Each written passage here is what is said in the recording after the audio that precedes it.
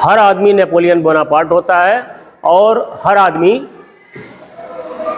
दुनिया का जो भी बड़ा नाम हो, करिश्मेटिक पर्सनैलिटी जिनको कहते हैं, चमत्कारी व्यक्तित्व, जो लोग बड़ा कर लेते हैं हम कहते हैं चमत्कार करते हैं, लेकिन उनके पीछे जाओ तो वो चमत्कारी नहीं होते हैं, बड़े ही संघर्ष करते हुए लोग होते हैं। जैसे हम किसी प्राइम मिनिस्टर को देखें, एक इंडियन प्राइम मिनिस्टर, एक इंडियन ओरिजिन का आदमी ब्रिटेन का प्राइम मिनिस्टर बना, मिस्टर ऋषि सुनक। वो बेसिकली यू नो कि what he is doing, what is his job, वो करते क्या हैं, धंधा क्या है उनका, कोई नौकरी में रहे हैं, कोई जॉब करते रहे हैं, कैसे पहुँचे, क्या है, एनीथिंग, नो आइडिया है। Basically he is a businessman and he is a very big businessman, बहुत बड़ा बिजनेसमैन है। हम लोग जब ग्रेट डिप्रेशन की बात करते हैं तो डिप्रेशन की बात करने के पहले हमने बात की स्ट्रेस की। Stress is a global problem, but it is not a problem, it is a type of tendency in our mind. हमारे दिमाग की एक अवस्था है। जो भी जिस व्यक्ति जो मेंटली डिस्टर्ब होगा उसको स्ट्रेस नहीं होगा।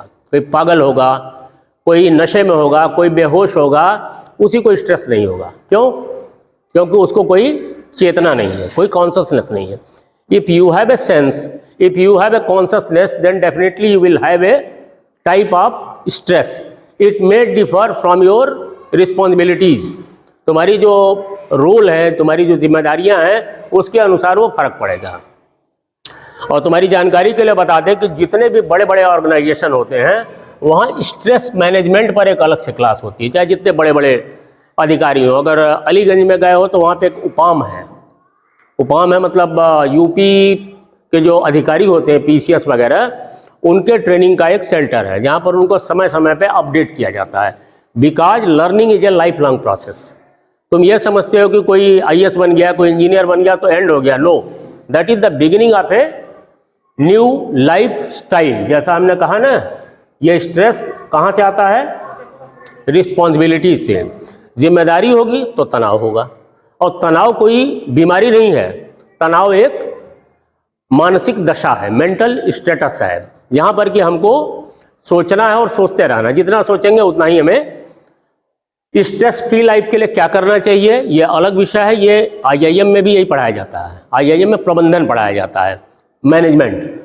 मैनेजमेंट माने चीज़ों का इंतजाम करना। जैसे your father is a manager of house, पापा क्या हैं? घर के प्रबंधक हैं। जैसे बैंक में एक मैनेजर होता है, जैसे कि किसी जिले का मैनेजर कौन होता है? कलेक्टर, आईएएस होता है। पुलिस का मैनेजर कौन होता है?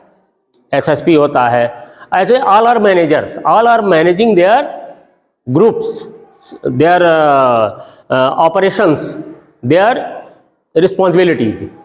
तो जिम्मेदारियों से हमारा स्ट्रेस होता है, तनाव होता है, और तनाव का प्रबंधन बहुत जरूरी होता है। कैसे मैनेज करें हम? अब ये तो समस्या हुई।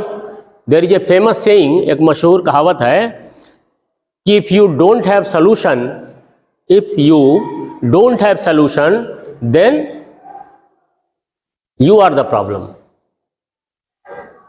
If you don't have solution, then you are the problem.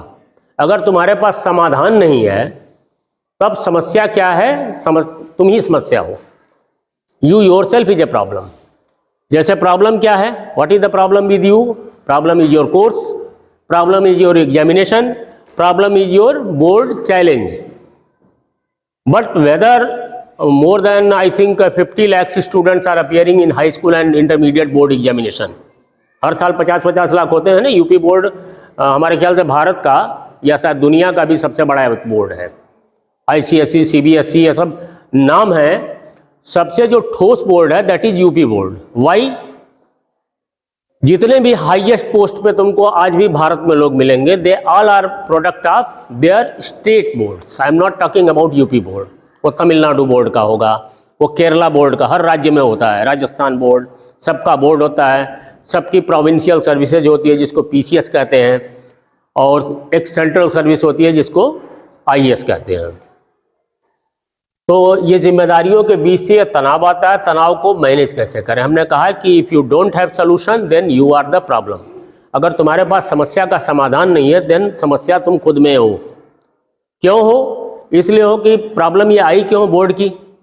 इसलिए आई कि हमने पढ़ाई नहीं की, हमने क्लास को ध्यान से नहीं सुना, अगर सुना तो हमने लिखा नहीं, हम उसको कुछ दिनों बाद भूल गए, उसको हमने कैजुअली लिया, लाइटली लिया, हमने उसको लेजरली लिया, ये सोच के लिया अरे ठीक है चलता है, मैडम आई है, वो उनका काम ही है वो हिंदी साहित्य पढ़ाना। लेकिन तुमने ये कभी नहीं सोचा कि हमारा क्या काम है। उनका तो काम है, but what is your job? अगर उनका काम पढ़ाना है then your job is to learn it, पढ़ना तुम्हारा काम। तुमने अपना तो कभी नहीं सोचा, उनका सोचा, मिमिक्री बना ली, कुछ कार्टून बना लिया, कुछ वो बना लिया, जोक्स कर लिया, अरे मैडम ने आज वो पढ़ाया, कुछ उसमें से हमने खराब सा, अगर हमारा मिजाज गड़बड़ है, if you are not positive then you will get everything negative, if you are not negative then you will get everything positive. Means अगर तुम्हारे अंदर सकारात्मकता है, पॉजिटिवनेस है, जैसे हम इनको देखें, हम कहें कि अरे इसकी तो जैकेट बहुत अच्छी है, वन थिंग। दूसरा क्या है, इसकी जैकेट में एक बटन काली है, एक बटन फला है, this is positive and negative. You will, if you have A positive approach you will see everything good, if you will have A negative approach you will find everywhere something wrong. तुम्हें लगेगा सब तो गलती हो रहा है, सब उल्टा पुल्टा हो रहा है। That is the you can say state of mind, दिमाग की एक दशा होती है। अच्छा सोचेंगे, बुरा जो देखन मैं चला, बुरा न मिलिया कोई, और जो दिल ढूंढूं अपना, मुझसे बुरा न कोई। जितने महान लोग हुए हैं उन्होंने हमेशा अपनी बुराइयों पर रिसर्च किया है, ये ढूंढा हमारे अंदर क्या क्या कमियां हैं। और जितने खराब लोग हुए हैं उन्होंने ये देखा है कि दुनिया में क्या क्या खराब है। तो दुनिया में दोनों चीज़ें हैं, तुम्हारे अंदर राम भी है, तुम्हारे अंदर रावण भी है, हमारे अंदर सत्य भी है, असत्य भी है, अच्छा भी है, बुरा भी है, रोशनी भी है, अंधकार भी है। हम क्या चीज़ पे फोकस करते हैं, that is the beauty of our lifestyle. हमारी ज़िंदगी जीने की कला की वो सौंदर्य है कि हम क्या देखते हैं, ठीक है। So we are talking about stress. तो एग्जामिनेशन स्ट्रेस को हम दूर कैसे करें, तुम लोग बताओ कोई सजेशन, क्या करना चाहिए। आज है 21 जनवरी और परीक्षा है 16 फरवरी से, तो महीने में 5 दिन कम बचे, कितने, 25 दिन। विषय हैं 6 चौका 24, एक दिन आराम के लिए छोड़ देते हैं। अब 4 दिन एक विषय पर देना है। 4 दिन देने के लिए हमें क्या करना, 4 दिन बहुत कम टाइम है, तो कम टाइम के लिए हमें क्या करना है कि एक बार जो नोट्स हैं हमारे, जो कुछ भी क्वेश्चन आंसर हैं, उनको हमें एक बार 4 दिन में 4 बार सारे क्वेश्चंस पढ़े जा सकते हैं, लेकिन उसके लिए 8 घंटे कम से कम समय देना होगा। कितने, 8 घंटे। और 8 घंटे समय तुम लोगों ने अब तक तो दिया नहीं होगा, किसी ने नहीं दिया होगा। ईमानदारी से पहले माना जाता है, बिल्कुल जोर जोर से गलती को मानना और जोर जोर से मानना, अच्छाई की तरफ जोर जोर से बढ़ना होता है। जब इसको कहते हैं क्या बोलते हैं उसको, अपना विश्लेषण, आत्मचिंतन, क्योंकि मन से बड़ा हमारा ईश्वर कोई नहीं है। सबसे बड़ा god is inside our heart and mind. यही सुकरात कहता था, जो दुनिया का एक प्रसिद्ध दार्शनिक है, यही कहता था कि you learn to master your mind, learn to master your mind. अपने मस्तिष्क पर राज करना सीखो, तब राजा बनोगे। अगर राजा बनना है तो पहले अपने दिमाग पर राज करना सीखो। वही हम नहीं कर पाते, हम फिसल जाते हैं, जरा सी चीज़ों में हम बहक जाते हैं, और वो सभी बहक जाते हैं। ये मत समझो कि हम यह बात कह रहे हैं तो हम उससे परे हैं, या गांधी जी परे थे, या मोदी जी की भी तमाम कमियां हैं जिसके बारे में वो लिखते हैं। एक मगरमच्छ को घर में पकड़ लाए थे समुंदर से, बहुत जंगलों में घूमते थे वो, नेपाल के जंगल में 10-12 साल रहे हैं वो। सबका अपना अपना कुछ है। जितनी बिल गेट्स, सुंदर पिचाई जो कौन है, गूगल के CEO हैं। लेटेस्ट खबर अखबार नहीं पढ़ा होगा ना, अखबार अगर हमारा बस चले तो हम तुम लोगों को 5-5 डंडे मार के अखबार दे के कहें पढ़ के आओ और हमें बताओ क्या पहली खबर है। और ये माता पिता को भी ये करना चाहिए। सुंदर पिचाई ने कल घोषणा की है कि 30,000 लोगों को गूगल से की नौकरी से निकाला जाएगा। उसका कारण पढ़ा है, नहीं, कल की न्यूज़ है ये। हाँ, और उसका भी कारण दिया है कि क्यों निकाला जाएगा। वर्क परफॉर्मेंस को मॉनिटर किया गया। गूगल तो सबको मॉनिटर करता है, अपने ही आदमियों को ना कर पावे तो फिर बेकार है। यही मास्टरिंग योर ओन माइंड है। अपना कहते हैं अपना घर छोड़ कहीं और न जाया जाए, अपना घर छोड़ कहीं और न जाया जाए, घर में बिखरी हुई चीज़ों को सजाया जाए। समझे इसका अर्थ? ये शेर है बट इसके बहुत सारे अर्थ हैं। अपना घर छोड़ कहीं और न जाया जाए, घर में बिखरी हुई चीज़ों को सजाया जाए। घर माने हमारे मन में चीज़ें बिखरी हुई हैं, हमारे पढ़ने का ध्यान नहीं है, हमारी प्रायोरिटीज़ कुछ और हैं। हमारी सब लोग अपने अपने मन में सोचोगे एकांत में बैठ के तो तुम्हारा मन बताएगा। अगर डूज एंड डोंट्स बताएगा कि हम ये करते हैं जो नहीं करना चाहिए, हम ये नहीं करते हैं जो हमें करना चाहिए। यही है घर में बिखरी हुई चीज़ों को सजाना। अपने मन में जो स्कैटर्ड थिंग्स हैं, जो हम यूँ कहें कि खाने की थाल में तुम्हारे हमने रोटी रखा, उसके ऊपर चावल रखा, उसके ऊपर हमने दाल ढेर सारी डाल दी, उसके ऊपर हमने सलाद डाल दिया, उसके ऊपर चटनी रायता अचार डाल दिया, सब एक बार फेंकते चले गए। What will be the shape of food? भद्दा सा होगा। सब कुछ है लेकिन वो डी शेप्ड होगा, उसकी व्यवस्था नहीं। There is no management. That's why the person who will go to eat the food he will be in stress. जो खाने जाएगा उसका दिमाग ही घूम जाएगा, कहेगा क्या मैं क्या वो कुत्ते उत्ते को खाना रखा है क्या? यही होगा ना क्वेश्चन। बिकॉज डॉग को जब हम खाना देते हैं तो ऐसे ही देते हैं, जो कुछ भी घर में बचा, इधर चावल निकाला, सब एक बर्तन में हम पलट लेते हैं, उसके बाद डाल दें। इंसान खाता है तो सब चीज़ों को सजा के खाता है। तो पढ़ाई भी एक सजावट की चीज़ है कि हमारा सब्जेक्ट स्कैटर्ड है, उसको we have to manage it properly. Okay, so now we will come on the topic the great Depression. The second word is important word which is very much related with the stress. That's why I have started with this long preface. इतनी लंबी भूमिका हमने इसलिए ली कि तुम easily यहाँ पहुँच जाओ। डिप्रेशन का अर्थ तो पता होगा। डिप्रेशन एक बीमारी है बेसिकली।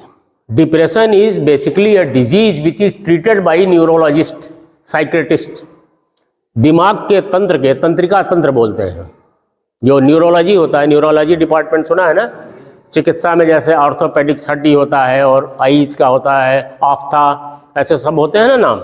ऐसे ही न्यूरोलॉजिस्ट डिप्रेशन का इलाज करता है। और डिप्रेशन आजकल बहुत हो रहा है, दुनिया में बहुत हो रहा है। क्यों हो रहा है वो एक लंबा विषय है। अगर इंटर में मिले तो इस पर हम लोग लंबी लंबी बातें करेंगे। लंबी बातें इसलिए करेंगे कि ये ऐसे विषय नहीं कि जिसको टच करके निकल जाया करे, या जैसे हम लोग कुछ याद करते हैं, कोई कविता याद करते हैं। It is just not like that. इसका एक व्यापक एक्सप्लेनेशन है। डिप्रेस एक शब्द होता है सप्रेस। सप्रेस सुना है ना? सप्रेस माने कुचला हुआ, दबा हुआ। डिप्रेस का मतलब भी लगभग वही है। मतलब इसका जो शुद्ध हिंदी शब्द है अवसाद। अवसाद लिख लो कहीं, ये हिंदी का एक बहुत प्यारा शब्द है। अवसाद माने दुख में चले जाना, तनाव में चले जाना। मतलब वो टेंशन है बल्कि तनाव का। अवसाद एग्जैक्ट वर्ड है। अवसाद का मतलब ये कि सब कुछ एकदम बैठ जाना।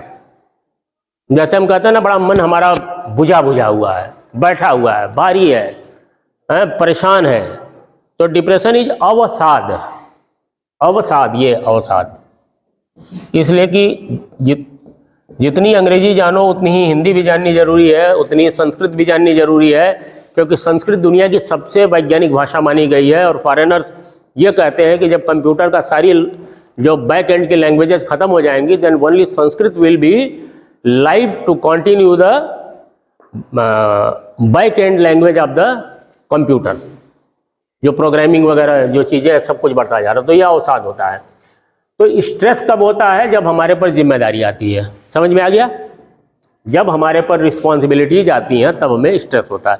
रिस्पॉन्सिबिलिटी तुम्हारे पर आ गई है। क्या आ गई है? 10वें में तुम पहुंच गए, 9वें तक नहीं थी है।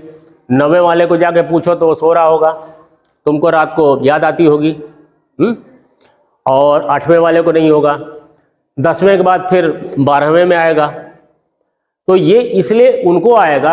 अब ये रिस्पॉन्सिबिलिटी आई रिस्पॉन्सिबिलिटी, जिम्मेदारी का मतलब होता है उसका प्रॉपर निर्वहन, कंप्लायंस ऑफ द रिस्पॉन्सिबिलिटीज, ठीक है, जिम्मेदारियों का सही पालन करना।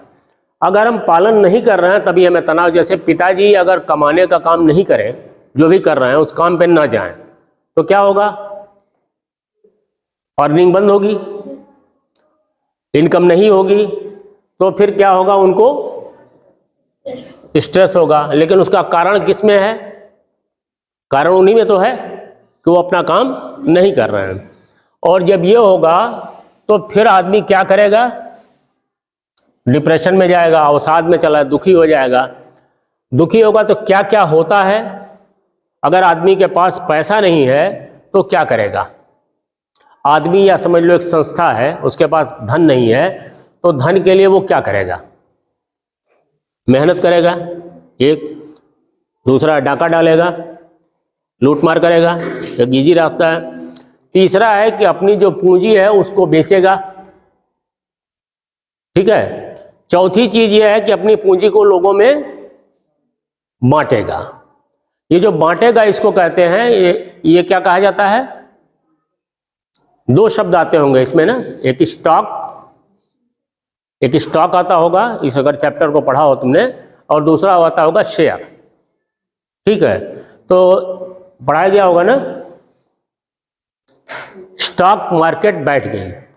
द ग्रेट डिप्रेशन, ग्रेट क्यों कहा गया, इसने पूरी दुनिया को प्रभावित किया। पूरी दुनिया का केंद्र कहां था, यह बात है कब की,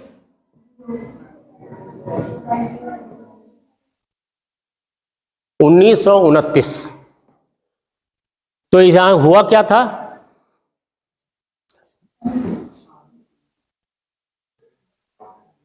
इसको जरा एक बार एक नजर डाल लो। The great depression which began in the United States in 1929 and spread worldwide, पूरी दुनिया में फैल गया, was the longest and most severe economic downturn in modern history।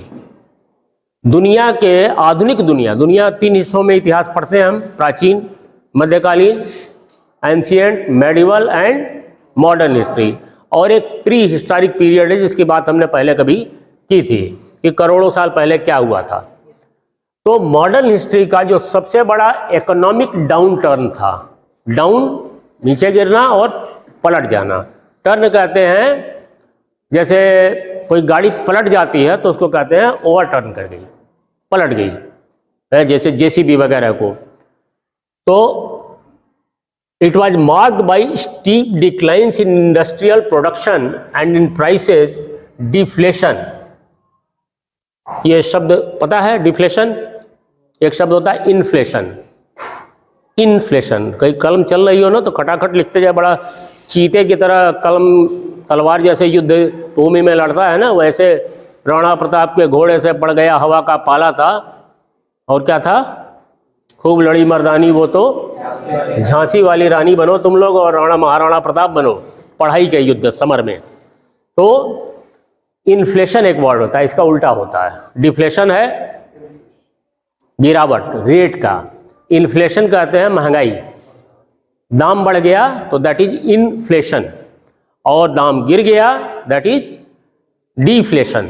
D कहीं भी लग जाता है तो उसका एक उल्टा सा अर्थ होता है।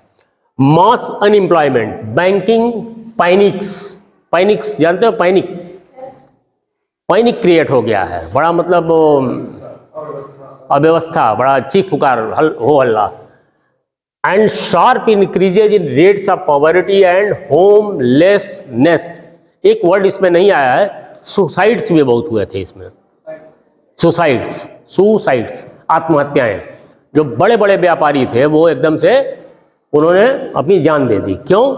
क्योंकि पूरी अर्थव्यवस्था औंधे मुंह गिर पड़ी थी। अब अर्थव्यवस्था कैसे गिरेगी? अर्थव्यवस्था में क्या क्या होता है? अर्थव्यवस्था में होता है बैंक, शेयर मार्केट और डिबेंचर्स होते हैं।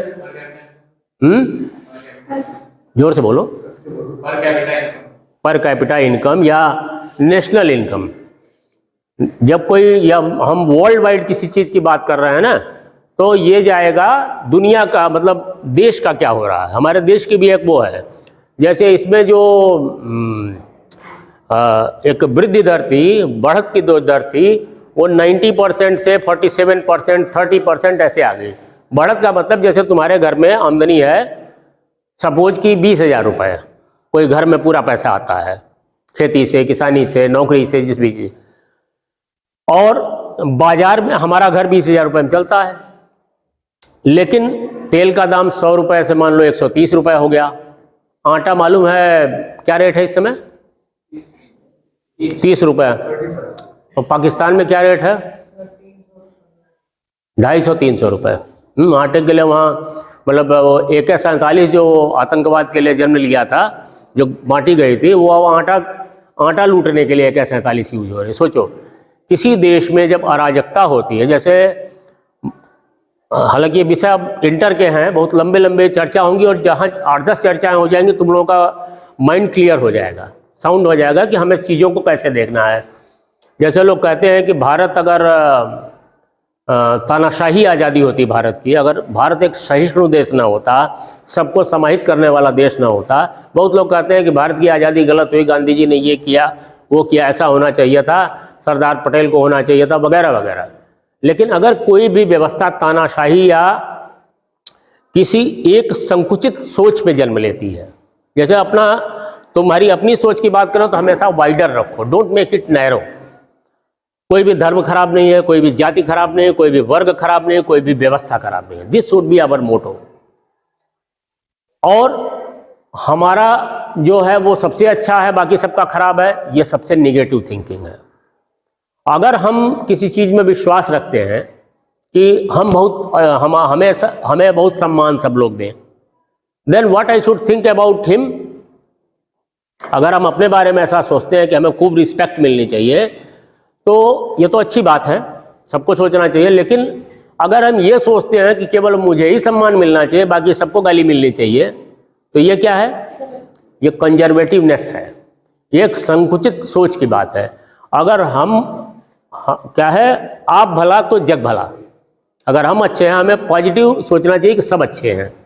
तो 1929 में हुआ क्या, यह घटना जानना है। The great depression.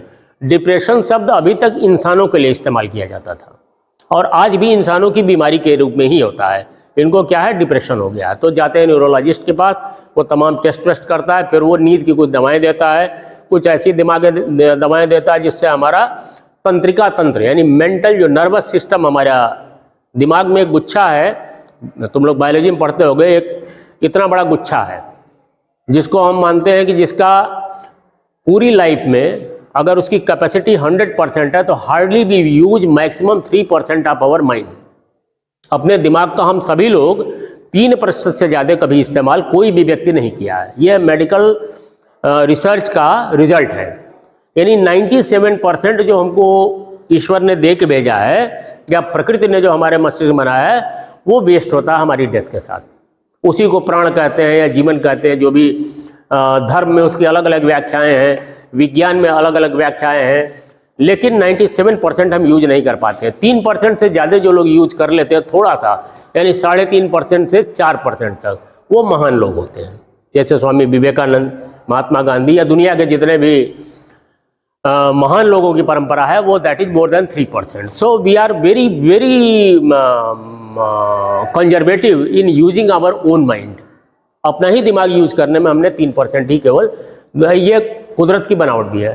तो ये ग्रेट डिप्रेशन इसलिए कहा गया कि इसने पूरी दुनिया को प्रभावित किया। शॉर्ट में बता दें, इसके बहुत सारे पॉइंट हैं। ये सारा हुआ, लेकिन क्यों हुआ ये जानना जरूरी है।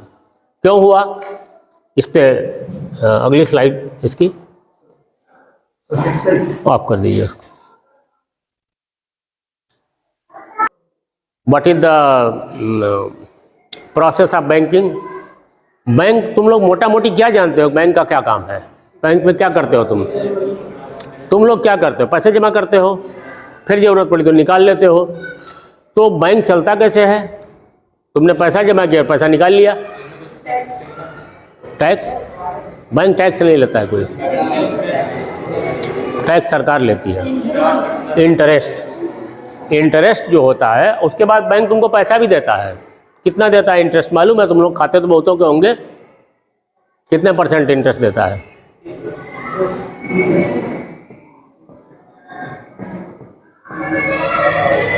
3.5%। ये इंटरेस्ट रेट घटा है, पहले ज़्यादा होता था। और जब कोई चीज़ किसी ने लोन वोन लिया है या देखा है कोई कागज़ घर में, कोई चीज़ लोन से आई है, गाड़ी वाड़ी कोई चीज़ किसी के आई होगी, अगर आई होगी तो उसका इंटरेस्ट होता है, मतलब बैंक अपने अपने नियम होते हैं, कोई 7%, कोई 8%, जैसे मकान का लोन, गाड़ी का लोन, इस तरह का लोन। ये जो फर्क देखा, दोनों में फर्क दिखा ना, 3.5 तुम्हें देता है और 7, 8, 9 जो भी रेट ऑफ इंटरेस्ट अलग अलग चीज़ों का अलग अलग होता है, वो तुमसे ही लेता है। जब तुम पैसा जमा करोगे तो तुम्हें 100 रुपये पर 3.5 रुपये देगा। जब तुम उनसे पैसा लोगे तो 100 रुपये पर तुमसे 7 रुपये लेगा। तो बचा कितना? बीच का पैसा बचा ना। इसके अलावा फिक्स डिपॉजिट होता है, गवर्नमेंट सिक्योरिटीज होती हैं। शेयर मार्केट के बारे में हम इसलिए क्लियर कर दें कि बड़ा कन्फ्यूजन तुम्हारी उम्र में तो ज़्यादा ही होगा, बड़े बड़े लोगों को नहीं क्लियर होता है। एक स्टॉक एक्सचेंज होता है, stock exchange. Stock of what? तुम्हारे अंदर क्वेश्चन हम बार बार कहते हैं कि सवाल आने चाहिए। कोई भी शब्द अगर टकराए तो हम पूछें कि भैया ये किस चीज़ का स्टॉक? स्टॉक माने भंडार, स्टोरेज, किसी चीज़ को इकट्ठा करके रखते हैं, that is stock. Stock exchange एक बहुत बड़ी अथॉरिटी होती है पूरे वर्ल्ड में, हर देश में, जिसको हमारे यहाँ जैसे है national stock exchange, NSE। Stock of money, stock of हमने पूछा व्हाट, तो reply will be stock of money in paper format, यानी। और स्टॉक एक्सचेंज में क्या होता है? एक शेयर मार्केट का सुना होगा, शेयर मार्केट। शेयर ये क्या होता है? हाँ, कंपनीज के होते हैं। तो शेयर होता क्या है? शेयर को हिंदी में क्या कहेंगे? हिस्सा। हिस्सा। एक आदमी के पास मान लो 100 रुपये है, पड़ा है तुम्हारे पास। 100 रुपये को बढ़ाना है तो कैसे बढ़ाएंगे? या तो यहाँ रख दें, हैं? शेयर कोई बेचता है, कोई खरीदता है, लेकिन शेयर कौन बेचता है? जिसके पास पूंजी होगी। तो हमारे पास 100 रुपये हैं, तभी तो हम कहेंगे कि 50 की अभी हमें ज़रूरत है, बाकी 50 हम शेयर कर देते हैं, शेयर बना देते हैं। मार्केट में जब बिकेगा तो शेयर की वैल्यू होती है 10-10 रुपये की वैल्यू, कुछ भी बना दिया, 2 रुपये, 5 रुपये, 10 रुपये। और वो जो पैसा आया उसको हमने अपनी इंडस्ट्री में लगा लिया। जब किसी ने हमारा शेयर खरीदा तो उतना पैसा तो आ गया। उस पैसे को हमारी मान लो साबुन की फैक्ट्री है या लोहे की फैक्ट्री है, उसमें लगा दिया। फैक्ट्री का मुनाफा हुआ, यानी 100 रुपये हो गया मान लो 500 रुपये, तो 400 रुपये मुनाफा हुआ। तो 10-10 रुपये के अगर शेयर थे, 10 शेयर, तो वो हो गए कितने के? 50 रुपये के। 10 रुपये के 10 शेयर हमने बांटा, 100 रुपये थे हमारे पास, और हमारा मुनाफा हो गया 100 रुपये पर 500 रुपये हमारी कंपनी का या हमारी फैक्ट्री का। हमारा माल ज़्यादा बिकने लगा। अभी एक इन्वेस्टर समिट हो रही है यहाँ पे, आज ही कल शायद है, यूपी में। तो जैसे अमूल दूध है गुजरात का, वो अपनी फैक्ट्री लगा रहा है यहाँ कहीं हरियाणा में। मतलब भारत में यहाँ उत्तर प्रदेश में वो अपनी संस्थान लगा रहे। जैसे तुम्हें एक उदाहरण बता दें, फैक्ट्री कैसे बढ़ती है। ये घड़ी साबुन का नाम सुना होगा। घड़ी साबुन कानपुर से शुरू हुआ है। इसकी हम 2010 या 12 तक 96 फैक्ट्रियाँ लगा चुका था पूरे भारत में। 96। साबुन बेसिकली डिटर्जेंट का एक काम होता है, तो वो लंबी प्रोसेस है, मतलब 1 से 96 फैक्ट्री। तो आमदनी कितनी हो गई घड़ी साबुन की? 96 गुना। जब वो शुरू हुआ होगा तो 1 यूनिट थी। 1 यूनिट मान लो 1 लाख रुपए, हम कल्पना कर लें तो 100 रुपये की 1 यूनिट है। तो उसी आदमी ने जब 96 फैक्ट्रियाँ लगा ली, अब तो हमें लगता है कि वो 200 के करीब होंगी। ये हम 2010 की बात बता रहे हैं। तो जो 1 रुपया कमाई थी वो 96 फैक्ट्री में हो गई 96 रुपये। 196 हो गई तो हो गई 196 रुपये। ये होता है कंपनियों का उत्पादन का लाभ। कितना प्रोडक्ट है, उत्पादन का लाभ कब होगा? जब डिमांड एंड सप्लाई में तालमेल होगा। हमने 100 कपड़े बना लिए। ये इसलिए बता रहे हैं कि इस बात पर आने पर कंक्लूड हम यहाँ करेंगे तुम्हें समझने के लिए कि यह बैलेंस यहाँ बिगड़ गया था। द ग्रेट डिप्रेशन में यह पूरा संतुलन बिगड़ गया था। एक आदमी ने 100 किलो गेहूं पैदा कर लिया और बिका उसका 50 किलो गेहूं, फिर क्या होगा? 50 किलो उसका खराब हो गया, कोई खरीदार नहीं है। ग्रेट डिप्रेशन में यही हुआ था कि प्रोडक्ट ज़्यादा, परचेजर कम और परचेजिंग कैपेसिटी खत्म हो गई, खरीदार ही नहीं रहे। जिसको कि हिंदी में इस शब्द का अर्थ तो हिंदी में पता है ना,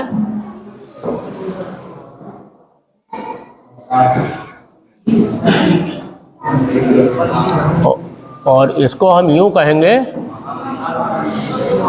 महामंदी। महामंदी समझ रहे हो ना, बड़ा आसान सा शब्द है। एकदम से कोई चीज में मंदी आ जाना। जैसे किसान होता है, बाजार में जाता है, गल्ला मंडी में जाता है अपनी सब्जी लेकर के, और वहाँ गया, वो लाद के ट्रैक्टर पर भर करके पता लगा कि साहब ये जो आलू लेके आए हैं इसमें लागत तो हमने लगाई 100 रुपये और मिल रहा है हमको 50 रुपये। क्या होगा? उसकी कमर टूट जाएगी। इसी तरह बैंकों में हुआ कि पैसा जो जमा किया है वो पैसा सब बैंक बंद होने वाले हैं, ऐसी अफवाह उड़ गई। इसके बहुत सारे कारण थे। The stock market crash. Stock market यानी वही जहां सबका पैसा लगता था, बोली लगती थी, और जहां से पैसे का उतार चढ़ाव होता है। स्टॉक मार्केट घटती भी है, बढ़ती भी है। जैसे हमने बताया कि एक कंपनी की घड़ी की 1 से 96 फैक्ट्री हो गई। इसका उल्टा भी तो हो सकता है। मान लो घड़ी साबुन बिकना बंद हो जाए, कोई बात हो जाए, तो 96 फैक्ट्री की फिर वापस एक आ जाएगी। जैसे हमने अभी गूगल के बारे में बताया कि गूगल अपने 30,000 लोगों को निकालने जा रहा है। तो ये क्या है? एक तरह की उनका क्या होगा? उन 30,000 लोगों का जो लाखों रुपए अभी तनख्वाह पाते थे, उनके यहाँ मंदी आ जाएगी। हम लोग आगे भी इसमें बहुत सारे टुकड़े हैं। जैसे ये great depression of 1929 which was world wide. इसके बाद भी बहुत सारी मंदी आई, भारत में भी आई, यूरोप में भी आई। तब अमेरिका सेंटर था। तब जो पैसे रुपए का जो आर्थिक गतिविधियों का जो केंद्र था, it was USA, United states of America. America में एक मार्केट होती थी, शेयर मार्केट, जिसको बोलते थे walls market, WALL, walls market. जैसे तुम्हारे अभी शेयर मार्केट कहाँ पे है भारत में? मुंबई में। क्या बोलते हैं उसको? भारत की शेयर मार्केट को क्या बोलते हैं? दलाल स्ट्रीट। एक बड़ा सा घोड़ा वोड़ा कुछ बना रहता है उसमें, वो बताता है। अब वहाँ लाखों मतलब हजारों लोग बैठे खटाखट वो जो है कंप्यूटर पे देख रहे हैं, इसका रेट गिरा, इसका रेट चढ़ा, इसमें लगा दो। मैंने हमारे पास, इसको कहते हैं फंड मैनेजर। तुम जब बड़े होगे तो तुम्हें ज़रूरत पड़ेगी कि तुम्हारे पास 10 लाख रुपए हमने बताया ना यहाँ पड़ा है, तो ये इतना ही दे रहा है। हम 10 लाख में 5 लाख रुपए हमने लगा दिया शेयर में, तो क्या होगा? 5 लाख 25 लाख भी हो सकता है, लेकिन 5 लाख 2 लाख भी हो सकता है। इस समय 1929 में यह हुआ कि खबर फैल गई कि पूरी मार्केट गिर रही है, तो धड़ाधड़ लोगों ने अपना पैसा निकालना शुरू कर दिया। उसका नतीजा ये हुआ कि जिन लोगों ने पैसा लगाया था उनको देने वाले की हालत ख़राब हो गई। भाई तुमने तो एक पैसा कहीं लगा रखा है, हमने मान लो एक ज़मीन खरीद ली 10 लाख की, और 1 लाख तुमसे लिया, 1 लाख इनसे लिया, सबसे ले लिया हमने। सडनली सारे लोग खड़े हो जाएं कि हमें 10 लाख लाओ। अब वो ज़मीन ऐसा नहीं है, हमने तो ये लिया था कि 10 की ये ज़मीन 20 की हो जाएगी, तो हम 10 लाख सबका चुका देंगे और 10 लाख हमारा बच जाएगा। शेयर मार्केट इसी तरह की कहानी है। इस समय यह अफवाह फैल गई कि यह सब कुछ जो है मार्केट ठप होने जा रही है और बैंक बंद होने जा रहे हैं, और बहुत सारे बैंक बंद हो गए, खर्चे हो गए। सरकार ने उस समय, वो युद्ध हुआ था, फर्स्ट वर्ल्ड वॉर, युद्ध का नतीजा यह था कि वो कौन सा कोई वॉर बॉन्ड वगैरह इशू हुए थे, युद्ध के बॉन्ड कि खूब लोग खरीदो।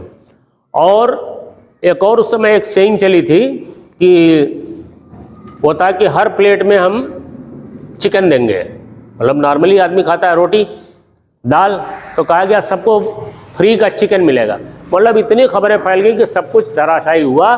स्टॉक मार्केट क्रैश कर गई, यानी उसका सारा बंद हो गया। बैंकिंग पैनिक्स, बैंक सारे ठप हो गए। गोल्ड स्टैंडर्ड का जो था, जो सोना एक मानक होता है पूरी दुनिया में, सरकार जितना रुपया छापती है, जो नोट छपते हैं, उसके बराबर का सोना एक जगह रख दिया जाता है, क्योंकि कोई भी दुनिया का देश आज़ाद नहीं है, नोट तो एक कागज ही है। तो इसका मतलब ये तो नहीं हुआ ना कि जैसे पाकिस्तान में गरीबी है तो पाकिस्तान नोट छाप के सबको बांट दे, ये नहीं कर सकता, because there is a standard how to print note, how to prepare currency, how to build the money in your country, there is a international law, उतना गोल्ड रखा जाएगा। इसी को कहते हैं कि इनकी अर्थव्यवस्था बहुत तेजी से बढ़ रही है, इनकी अर्थव्यवस्था गिर रही है, उसका इंटरनेशनल मानक है। ये जब इकोनॉमिक्स वगैरह पढ़ोगे तो उसमें जो है ये टैरिफ एक्ट एक आया था, इसने भी बहुत ज़्यादा, टैरिफ कहते हैं शुल्क होता है एक तरह का, मतलब टैक्स भी नहीं कहेंगे, टैरिफ एंड टैक्स में फ़र्क है, हमने बताया था एक बार तुमको कि टैरिफ, टैक्स, फेयर, रेंट, ये सब शब्द मिलते जुलते हैं, लेकिन इनका यूज, और खैर वो today is not sufficient time to explain all these terms, but you just understand कि टैरिफ मतलब एक शुल्क जो सरकार लेती है, टैक्स अलग चीज़ है, कस्टम ड्यूटी है। कस्टम ड्यूटी के बारे में शुरू में तुमने पढ़ा था कि 10 तरह के कस्टम्स लगते थे, फिर वो धीरे धीरे वो यूनिफाइड हुआ, फिर जा करके ये आया, फिर एक इम्पोज किया गया जिसका ये हुआ कि रिटेलिएटरी क्या वर्ड है, रिटेलिएट करना, एक बहुत कॉमन शब्द है। रिटेलिएट होता है एक तरह का रिएक्शन, प्रतिक्रिया। इतने ये एक प्रतिक्रियात्मक जो मेजर्स थे, जो साधन अपनाए गए, वो भी धड़ाम हो गए। मतलब एक इकोनॉमिक सिचुएशन ऐसी बन गई कि अर्थव्यवस्था का हर आदमी बिल्कुल औंधे मुँह गिर पड़ा था, और नतीजा हुआ कि आउटपुट घट गया, यानी जो उत्पादन हो रहा है वो ज़्यादा होने लगा। 4-5 चीज़ें मेन हुई, ये याद रखो। एक तो अनएम्प्लॉयमेंट बढ़ा, बेरोजगारी, जब काम नहीं होगा तो रोजगार नहीं होगा। जैसे कि अभी यूपी में जो निवेश हो रहा है उसमें अनुमान है कि करीब 70,000 लोगों को रोजगार मिलेगा। अभी आज के अखबार की खबर है कि जो बाहर की कंपनियां आके अपने अपने प्लांट लगाएंगी तो 70,000 लोगों को रोजगार मिलेगा, तो ये हमारे ही लोगों को मिलेगा, हमारा फ़ायदा है, ये अच्छी चीज़ है। इसको कहते हैं लिबरल रूल्स फॉर इन्वेस्टमेंट, उदार योग। जैसे कि अब कड़ी शर्तें बना लें तो वो चीज़ें नहीं चल पाती, कहीं भी कड़ापन कहीं भी नहीं चलता है। तो एक तो अनएम्प्लॉयमेंट आया, दूसरा बैंक बंद हो गए, तीसरा स्टॉक मार्केट बंद हो गया, चौथा हुआ कि उत्पादन ज़्यादा और खपत कम। इन सब का नतीजा ये हुआ कि जो अभी हम लोग पढ़ रहे थे कि लोग बेघर हो गए। पैसा नहीं होगा तो क्या होगा, हमारा घर गिरवी रखा जाएगा, गहने जेवर गिरवी रखे जाएंगे, घर नीलाम होगा, बैंक का कर्ज होगा तो कुर्की होगी। इन सब का परिणाम यह हुआ कि लोग सुसाइटल हो गए, और पूरा का पूरा जो अमेरिका का, न्यूयॉर्क का जो वॉल्स मार्केट था, जो स्टॉक एक्सचेंज था, वो धड़ाम हो गया और पूरा देश, पूरी दुनिया प्रभावित हो गई। एक चीज़ और बता दें तुम्हें लगे हाथ, इस समय ये 1930 का समय था। इस समय अगर याद करो तो इस समय भारत में किसका शासन था? ब्रिटेन का। हम लोग द ग्रेट ब्रिटेन कहते थे। यह भी कहा जाता था कि 2/3 दुनिया में ब्रिटेन का सूरज अस्त नहीं होता है। तो ब्रिटेन धनी था क्या? ब्रिटेन धनी था या अमेरिका?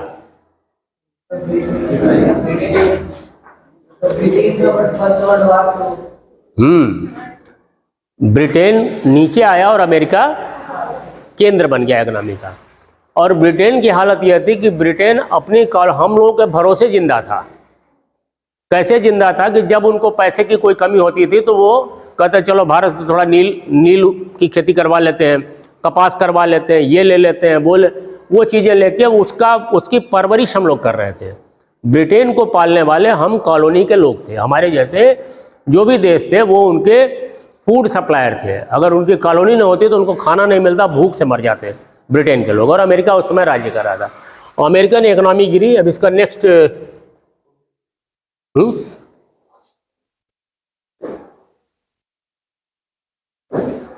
ये कारण 3-4 की बात हम कर रहे थे। किसी भी देश का जो डोमेस्टिक माने होता है घरेलू, और ग्रास माने संपूर्ण, प्रोडक्ट माने उत्पादन। हमारा कुल घरेलू उत्पादन क्या है, कितना हम चीज़ें पैदा कर रहे हैं। जैसे हमारे देश का अगर देखोगे तो पूरा आंकड़ा है कि गेहूं कितना होता है। पढ़ते होगे ना तुम लोग कि इस देश में चावल इतना होता है, इस देश में गेहूं इतना होता है, इस देश जैसे गेहूं हमारे यहाँ था ही नहीं, तुम्हें पता है ना। भारत में ज्वार बाजरा ये सब मक्का सक्का होता था, यही खाते थे हम लोग। बार्ली करके आया था अंग्रेजों ने जैसे हमें चाय दिया और क्या क्या दिया, टोबैको दिया उन्होंने, हैं, बहुत सारी चीज़ें अंग्रेजों ने दिया, अच्छी चीज़ें हमें दिया, जैसे रेल दी, जहाज़ दिया, लाइट दिया, टेक्नोलॉजी दी, इंडस्ट्रियलाइजेशन दिया, लेकिन बहुत सी ख़राब चीज़ें भी दी। तो ये जो जीडीपी है, हमारा प्रोडक्ट कितना है, इसको यूँ समझ लो कि ये जो है, देखो यहाँ पर है कि 47% ये गिर गई, 47% लगभग आधा, यानी 100 जहाँ हमारा उत्पादन था वो हमारा उत्पादन हो गया 53। इसको सब आसान भाषा में यह समझो कि मान लो तुम्हारे यहाँ आमदनी 100 रुपये है और वो घट करके हो जाए 53 रुपीज़। खेत में हमारे 100 किलो अनाज होता है, वो होने लगा, मतलब अनाज की बात हमने कहा, अनाज तो बढ़ गया। उस समय जब डिप्रेशन आया था तो डबल प्रोडक्शन होने लगा और परचेजर नहीं थे। और किसी भी मंदी में, किसी भी देश में, भारत में भी ऐसा बहुत सारा दौर आता है। वो एक शब्द होता है रिसेशन, ये भी इसी से मिलता जुलता है। रिसेशन आता है जैसे अमेरिका में आया था, उसकी जब आगे इकोनॉमिक्स वगैरह पढ़ोगे तो उसमें पढ़ना पड़ेगा कि अमेरिका में दोबारा कब आया था। 2007 में एक मंदी आई थी, बहुत सारी आई, भारत में भी आई थी, एक दौर आया था, कामकाज खत्म हो गया। तो ये जो हो गया, और यह है यानी इतने सालों के बीच में, 4 वर्षों के बीच में इंडस्ट्रियल प्रोडक्शन, जो उद्योगों का उत्पादन था वो 47% घटा, और ये जो डोमेस्टिक प्रोडक्शन था, जो घरेलू उत्पादन था, वो 30% घट गया। Unemployment reach more than 20%। Unemployment माने 100 में 20 आदमी बेरोजगार है। और बैंकिंग पैनिक से 20% of banks in existence in 1930 had failed by 1933। 1930 में अगर 100 बैंक थे तो उसमें से 20 बैंक 1933 तक बंद हो गए। बैंक का बंद होना एक बड़ा अशुभ लक्षण होता है। किसी देश में फाइनेंशियल इंस्टीट्यूशन का और इंडस्ट्रीज का बढ़ना एक शुभ संकेत होता है, स्वस्थ इकोनॉमी का लक्षण होता है। इनका घटना उस देश की, जैसे शरीर में हमारे वो होता है ना हीमोग्लोबिन, तो शरीर में हमारे खून कम हुआ तो उसको हम कहते हैं एनीमिया हो गया। और अर्थव्यवस्था में जब घटाव आ गया तो क्या हो गया, ये डिप्रेशन हो गया, एक मंदी आ गई। नेक्स्ट मार्क मार ले, जैसे कोई आदमी एकदम से गरीबी में आता है तो एकदम से अमीर नहीं हो सकता, सिट डाउन, धीरे धीरे वो रिकवर करेगा। लेकिन एक जब बीच की स्टेज में हम यहाँ थे, यहाँ से हम यहाँ आ गए, ठीक है, तो यहाँ से उठ करके जब हम यहाँ आएंगे तो इतना तो हम चढ़े, लेकिन हम चढ़े कुछ नहीं, एक्चुअल हम उस स्टेज पर आ गए जहाँ पर हम थे। इसके ऊपर अगर हम जाते हैं तो ये होगी वृद्धि। तो टेक्निकली ये 1933 में ओवर हुआ, इसको कोरिलेट करोगे इंडियन पीरियड से, भारत के समय से, तो आज़ादी के लगभग 14 साल पहले की बात है। उस समय हमारे यहाँ तमाम आंदोलन हो रहे थे, ठीक है, civil disobedience, meaning that by then their economies had started to recover. समझे? 1933 में इकोनॉमी जो यहाँ आ गई थी वो रिकवर कर रहे, रिकवर माने अपने पिछली स्थिति में वापस आना, राइट। पहले तो है ना कि पहले टांग टूटी है तो पहले प्लास्टर करके उसको जोड़ा जाएगा, लेकिन उसमें ताकत आने में बहुत समय लगता है ना। तो most did not experience full recovery until the late 1930s और अर्ली 1940s। हाउएवर, ठीक है, 1940 तक भी पूरा रिकवरी नहीं हो पाई थी, राइट। बहुत से, मोस्ट यानी अधिकांश की रिकवरी 1940 तक भी नहीं हो पाई थी। The United States is generally thought to have fully recovered from the great Depression by about का मतलब समझे? अगर ये हटा दे अबाउट को तो ये फिक्स हो जाएगा कि 1939 तक यूनाइटेड स्टेट्स यानी अमेरिका ने पूरा रिकवर कर लिया। अबाउट मीन्स हो गया लगभग, अबाउट मीन्स हुआ यानी 1939 तक अमेरिका इस सदमे से बाहर आ सका जिसकी वजह से सबको सदमा लगा था। तो ये ग्रेट डिप्रेशन है। अब इससे जुड़ी हुई और कोई चीज़ हो तो